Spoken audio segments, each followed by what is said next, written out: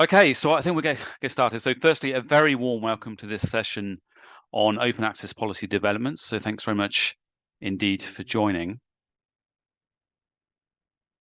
And I'm very pleased to welcome my colleague, Katherine Eve. Katherine Eve is Open Science Policy Director. So thanks, Katie, for joining.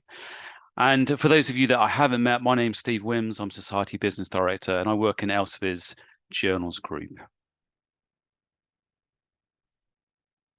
So before I hand over to Katie, just to talk briefly through the agenda.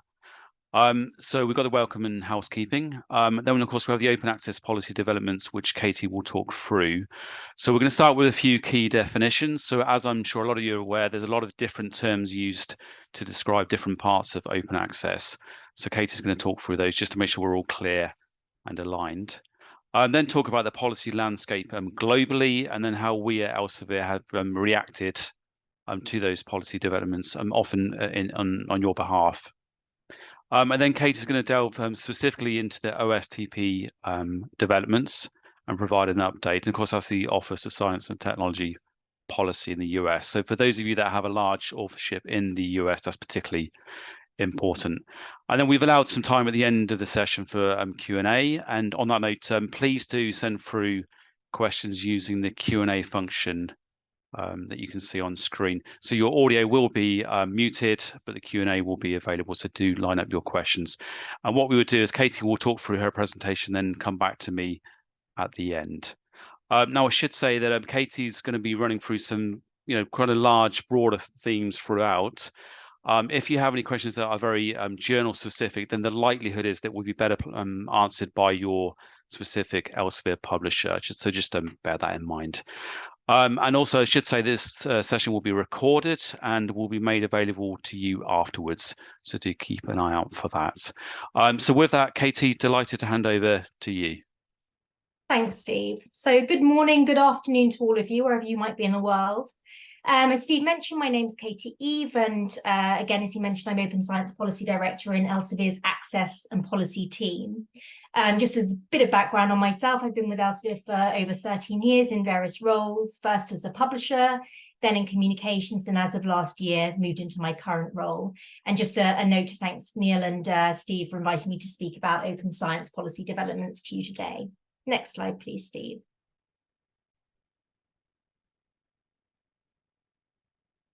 So before I take you through the global policy landscape, I did just want to take a few moments to recap on key definitions, just to make sure we're all on the same page before I then take you through the policy landscape.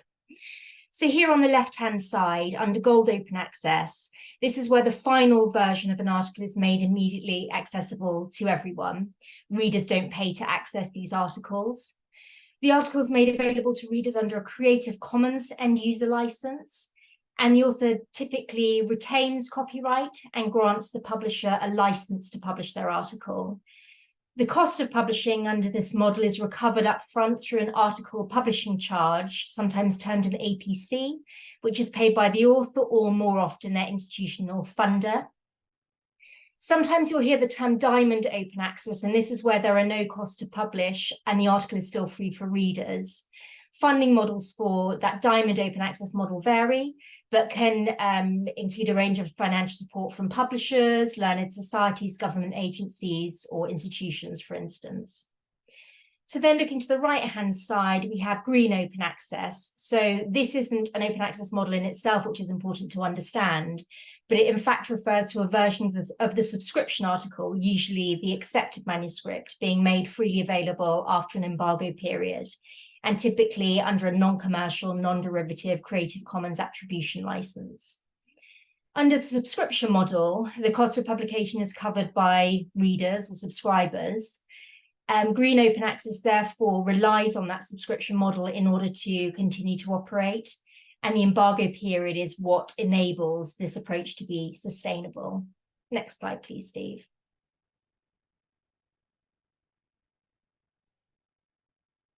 So open access is implemented differently across individual regions and countries. Some countries, on the one hand, don't support open access at all and continue to maintain the subscription model. And for those countries that do support open access, approaches to implementing it differ. And I'll take you now through a region by region look at the key features of open access policy. Next slide, please, Steve. Thanks. So firstly, then, North America. So here the US federal agencies have traditionally prioritized green open access, permitting a 12-month embargo. But as I'm sure many of you are now aware, the US is going through a period of change. So as of the middle of last year, the 25th of August last year, the White House Office of Science and Technology Policy, or OSTP, issued guidance which directed all US federal agencies to develop policies supporting immediate public access to research they fund by the end of 2025. And I'm going to leave it there for OSTP because, as Steve mentioned, I'll do a bit of a deep dive into the OSTP developments later on in this presentation. Elsewhere in North America, the Canadian tri-agencies have announced a move to immediacy by 2025 and will be consulting with stakeholders in the coming months. So far, they've issued a very high-level survey, which we've responded to, and that covered models to achieve immediate access. We emphasise in our response that gold open access is the sustainable route to immediacy, and we talked there about the use of transformative agreements as a proven mechanism to sustainably manage the transition from reading to publishing. But yes, more to come in the months ahead on the Canadian tri-agency's move to immediacy. Next slide, please. So in Latin America, here there's prominent support for open access publication platforms and diamond open access, which are usually subsidized by institutions and individual volunteer work. Notable open access journal platforms in this region include the Scientific Library Online, SciELO, which is now used worldwide, for example, in South Africa, and Red Alec, which is a regional open access portal for humanities and social science disciplines. Next slide, please. Moving to Europe then, which, as I'm sure you know, is one of the most advanced regions in terms of open access development. Countries in Europe are broadly focused on gold open access models supported by transformative agreements. I'm sure you've heard of Coalition S, who are particularly prominent in Europe, which is a group of funders who over the last years have made it their goal to make the output of research they fund openly accessible immediately upon publication. Their Plan S principles introduce revised open access policies for authors. And in line with this, we've taken a number of activities. So we've launched numerous fully gold open access titles. We have now over 750 such titles. We've experimented with the Transformative Journals program. Some of your journals may have been involved in that, and developed a number of transformative agreements. Coalition S is now sort of shifting their focus and pushing for new non-APC based approaches, and price transparency is a big emphasis for them. Also to mention that earlier this year, the Council of the European Union released Council conclusions on high quality, transparent, open, trustworthy and equitable scholarly publishing. And these conclusions are used to identify specific issues of concern for the EU and outline particular actions to take or goals to reach. Notably, these raise concerns about pricing and equity and called for an exploration of diamond open access and open infrastructure approaches to open access. But it's important to note that the conclusions don't have any legislative power, but they will likely feed into the work of the new commission when they're established in 2024. And finally, worth noting, explorations of legislative approaches to the rights retention strategy, so-called secondary publication rights, which are happening across Europe. Next slide, please, Steve. And finally, in APAC. So here we see a real mix of approaches and policies to open access. So the subscription model still dominates. And for example, India is in the process of developing a national subscription agreement with publishers. And Australia's chief scientist has mooted the idea of a national subscription agreement similarly. However, we're seeing increasing interest in open access. So Japan is in the process of developing a national open access policy, though the details of this are still to be confirmed at this stage. And China is also showing increasing interest in open access publishing. Next slide, please.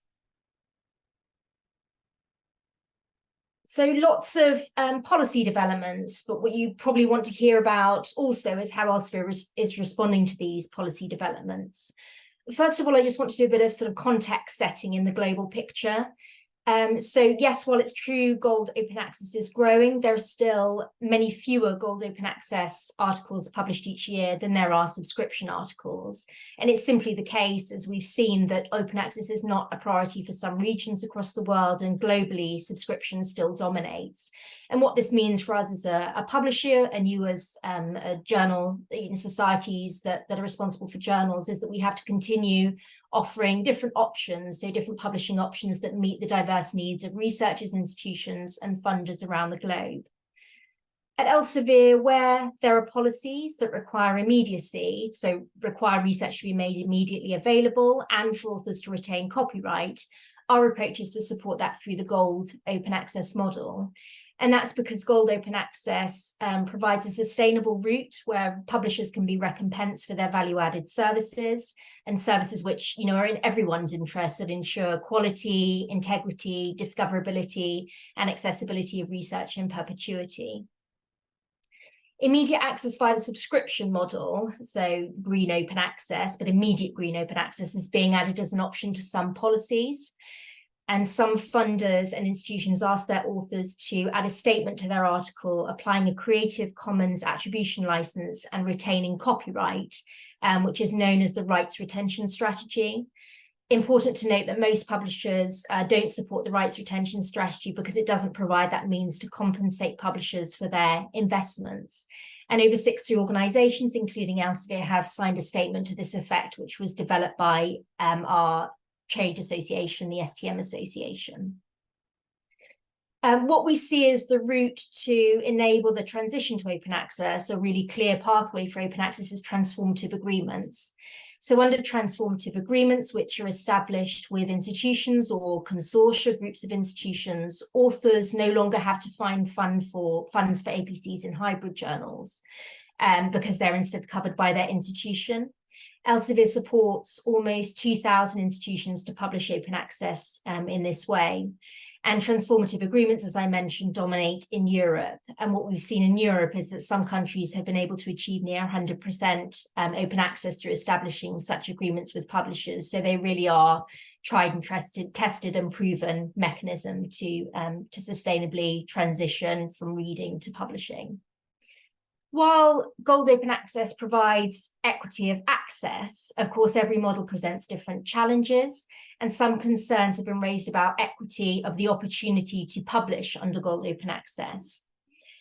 It's worth noting that Elsevier has worked for a very long time to address inequities in the subscription model. We have a strong track record of developing programs such as Research for Life, of which we're a founding partner, our patient access scheme, developing dedicated emergency resource centres, as we did with the coronavirus pandemic, with monkeypox more recently.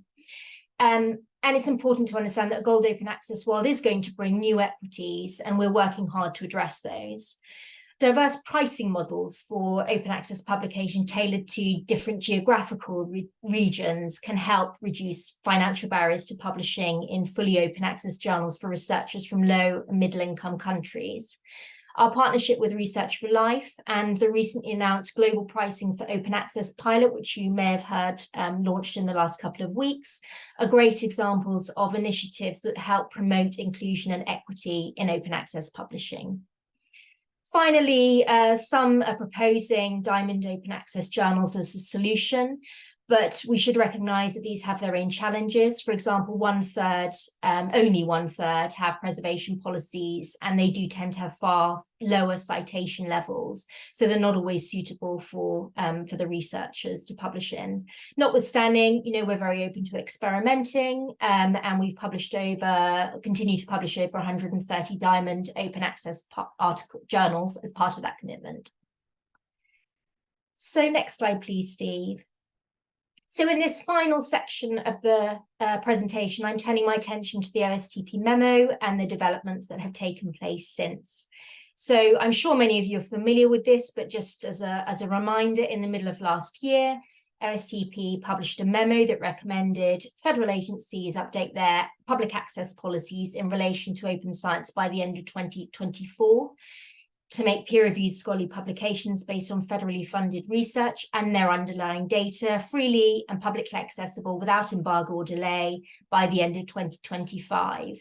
So just to tease out of that, the sort of two big developments there compared to the 2013 memo. So firstly, that no embargo period is permitted. So currently a 12-month embargo is still allowed. And that the guidance applies to all federal agencies, not only those with the largest research and development expenditure. Next slide, please, Steve. So the phase that we're in now is monitoring for and responding to requests for information on federal agency consultations and policies. So I realize this is a very busy slide and I'm not going to talk through this grid in any detail here in the interest of time, but I did just want to share the policy status across the main federal agencies we track. And here I've ordered them by the volume of OSTP output from the highest at the top to the lowest at the bottom. And of course, there's a very long tail of agencies that I've not covered here. What I did want to do is to draw your attention to some of the sort of key take-home messages. So federal agencies are at the moment continuing to work through how to interpret and implement the guidance from OSTP in practice, and they've been releasing their draft plans and requests for information. And at Elsevier, we have and continue to analyse those draft policies that are coming out and to respond to those requests for information, both individually as Elsevier and through inputting into the responses of our trade bodies, such as STM and the Association of American Publishers. Second thing is that agencies vary in the extent to which they support immediate access via the gold open access route. The majority are taking an agnostic stance, so permitting researchers to publish either under the gold open access or under the green open access route. Though a few of them have stated their support for an unfunded immediate green open access model. Thirdly, almost all agencies will permit the use of grant funds to cover the costs of publishing and research data management, which is very, very reassuring. There is, of course, a spectrum of support. So we have NASA on the one hand explicitly encouraging budgeting for the cost of publishing, while NSF, feels it's not necessary because they're looking to pursue that more green open access route. What we've been doing in our policy responses is, really urging agencies to make sure they're consistently guiding and educating researchers on that need to budget so that every researcher that they fund has the same opportunity to publish in their journal of choice, whichever that might be. Fourthly, so some agencies are exploring mechanisms to reserve rights, such as the rights retention strategy I mentioned. And recently, the US Office of Management and Budget, sometimes termed OMB, has proposed updates to federal purpose language to explicitly authorize recipients of federal funding to make copyright works publicly available on agency-designated websites in support of that immediate green open access route. Comments are invited by the 4th of December, and Elsevier, along with our trade associations, are evaluating that. And finally, the majority of agencies are following OSTP guidance with respect to effective dates. So most of them looking to make their plans effective the 31st of December 2025, with one exception, the NSF moving sooner. And we've always anticipated that implementation is likely to be forward-looking. So that means applying to future grants from that date. And agencies broadly seem to be following this with some ambiguity for NIST, for example. Either way, it's likely to be some time before manuscripts are submitted that are impacted by these new policies. Next slide, please, Steve. So how is Elsevier responding to these policy developments? So at Elsevier, we support the overall ambition and see the OSTP guidance as an opportunity to build on the momentum of gold open access publishing, and our consultation responses convey support for policy approaches that are funded and sustainable, namely the gold open access model. We've been monitoring and preparing for policy announcements such as this for some time. US researchers can, and as of 2022, around a third already do publish open access in journals published by Elsevier. And we have a number of open access agreements with US institutions. And we're currently working to establish transformative agreements with more institutions and some consortia in the US in preparation for those 2025 policy implementations. We acknowledge that there are, of course, impacts for smaller publishers and societies that aren't ready to switch to gold open access models. And we continue to work with stakeholders across the policy and research communities and with our society partners to encourage adoption of workable solutions for all. And critically, the Society's team, Neil, Appleton, Steve, and others, together with your individual publishers, are committed to working with you as our society partners to navigate this change, to think about what sort of strategies you could employ. And finally, the OSTP guidance proposes broader opportunities for open science, given its focus on research data management, scientific integrity, and accessibility. And there is much we can say in how we are supporting our journals and supporting you as societies in all of those aspects. So that concludes my portion of the presentation. So thanks for your attention. And Steve, I'll hand back to you and we can look at any questions that have come in. Great, thanks, Katie. Very, very interesting and clearly a lot going on. So there's a lot to digest, but excellent stuff. Any questions from anyone? I'm just looking at the Q&A at the moment, and I don't think there's anything at the moment. So as I mentioned, please do line up your questions. We'd love to hear from you. Meanwhile, Katie, one of the questions that comes up quite a lot actually is in relation to the OSTP. Clearly, that's quite a big change in the market. Are you expecting that to prompt other countries, other institutions to take a similar approach? I mean, as I've illustrated with the landscape overviews, yeah, I mean, we see a kind of spectrum of interest and activity across the globe. And we have seen sort of referencing of that. So in, Japan's purported development, certainly it's captured the interest of other nations across the globe. But we're not seeing any sort of dramatic kind of shifts directly as a result of that. I think it's part of a kind of normal transition, and there are some countries that are going to be ready for that transition and others that are at a different stage in their process. Yeah, that makes perfect sense. Right, we've got some questions coming. Great. Let me flooding in, I think. So from Barbara, this is fine for research studies that are supported by grant funds. What about clinical journals that publish observations from medical practice and are not research? So obviously the OSTP memo would only apply to federally funded research from those individual agencies. Whoever awards the grants will have different open access policies.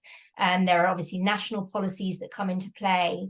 So it would really depend on, where that research study sits, who it's funded by, as to what practices those individual researchers need to follow.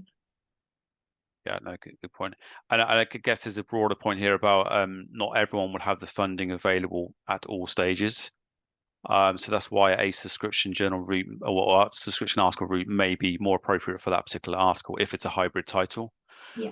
If it's an OA journal, then it may be that there's, if they're unable to pay, then maybe there'll be an opportunity to have a certain number of waivers to cover some of those articles potentially.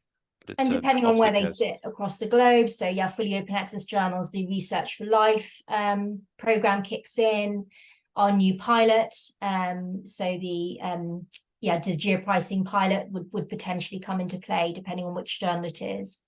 And there are also sort of more accessible open access journals. So our research elements journals, for example, enable researchers to publish at very low cost, but to make portions of their research freely and immediately available, should that be of interest to the authors. Of course, there is the standard green open access route. So after an embargo period, researchers are able to post their work in a repository.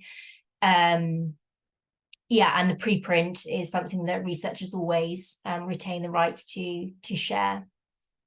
And I can share links to those, our specific policies, which are worth reading in detail.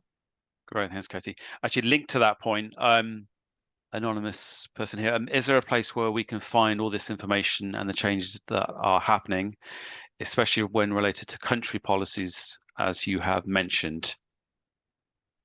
Well, we are very happy. I mean, we see this as a service to you as our society partners to provide these kind of updates. I mean, it's such a busy, fast moving world out there, and there's a lot to read and digest. I wouldn't want to send you policy documents to try and wade through. So, I mean, yeah, we're very happy to continue to do this on a regular basis for you. Yeah, and just a link to that, in fact, in terms of our transformative agreements that Katie mentioned earlier, they are on elsevier.com, so you can see all those as they come through. So they are publicly available. But as Katie mentioned, worth speaking to your publisher. And I think the plan going forward, I'm hoping that Katie and others in her team will be doing more of these kind of webinars to keep you up to date, which is good. And then from Andy, thanks, Andy. For smaller societies with gold open access journals who rely primarily on APC fees for royalty income, how much do you see these changes affecting revenue royalties from APC fees? So maybe I can pick up on that one. So clearly, I guess the more there's a move towards open access for a smaller title, this open access already, that will in many ways benefit you in terms of having more open access revenue flowing through, and certainly more open access articles, which is great. In terms of the APC's fees, they will vary. There will be the kind of list APC, and so if you get more articles, you'd expect more revenue to come through. For some transformative agreements and for some discounts that we may have, for instance, for society members on the APCs, the APC rate may fluctuate a little bit. But overall, what we're seeing and what we expect to see is the overarching revenues to go up over time. And even if there is some discounting APCs, there may be more articles that are open access coming into the journal. So I think it's kind of getting that right balance. I have to say, in general, with open access journal and open access revenue that is in a hybrid subscription title, it really is all about, as you can imagine, the APC that we're charged and the number of articles flowing through. So we look very closely at the APC to make sure we get it the right rate. But at the same time, we're trying to get a balance with also offering, for instance, discounted APC rates for members. And as Katie mentioned earlier, there might be a certain number of waivers for research for life, that kind of thing. But definitely worth having a conversation, I think, follow up with your publisher on that one. Any other questions before we end the call? You can see a couple more there. So about Diamond Open Access and Diamond Journals. So yes, indeed, there are Diamond Open Access journals. We see them in Latin America, in some parts of APAC as well. So Indonesia, for example, they're quite prominent. But as I mentioned, they tend to be very sort of volunteer organized at the institutional level primarily. Yeah. And then from Gwen, US agency policies related to gold and green. Do you think the subscription model is going away anytime soon? So I guess it depends who you speak to. So personally, no, I don't think it is. Katie, would you agree? No, when the slide I showed you with the sort of rate of growth, the volume of articles that are subscription versus gold open access, we published those figures on the STM OA dashboard, which you can look up anytime. But as you can see, yeah, the subscription volume is remaining very strong. It remains the dominant model across the world and continues to grow. Yeah, no, I agree totally with that. I mean, what you might find on your individual journals, the amount of revenue and articles that flows through will be more OA over time and maybe less subscription dominated. But as Katie mentioned, we're not expecting any significant change, certainly in the short to medium term. So with that, Katie, thanks so much for joining. A great presentation, appreciate that. And everyone, thank you so much for joining and enjoy the rest of today. So thanks very much. Thanks. Bye.